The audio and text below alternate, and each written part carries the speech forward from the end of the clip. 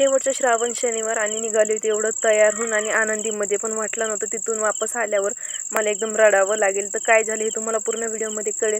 तर मस्त मी आणि माझा भाऊ आम्ही दोघंजण गेलो होतो एकदम जोशमध्ये आणि तिथं गेल्यानंतर पाहिलं शनीचं पूर्ण मंदिर जे आहे तर ह्या पाण्यामध्ये बुडालेलं आहे आणि ह्या मंदिराचं जे निर्माण आहे तर हे आपले श्रीराम यांनी केलेलं आहे आणि वरती जे मंदिर होतं ते हनुमानाचं होतं. ही नदी कोणती असेल तुम्ही मला कमेंटमध्ये नक्की कळवा.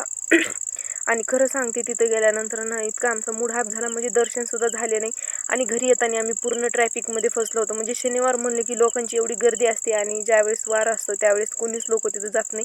बघण्यासारखं पण तिथं भरपूर होतं, प्रसाद वगैरे खूप काही काही होतं पण प्रसाद आम्ही थोडाच घेतला होता आणि घरी येताना लागली होती थोडीशी भूक. मग इथं भैयानी मस्त मला खाऊ घातलं होतं पॅटीस आणि पॅटीस वगैरे खाऊ झाल्यानंतर घरी येताना एवढी गर्दी झाली.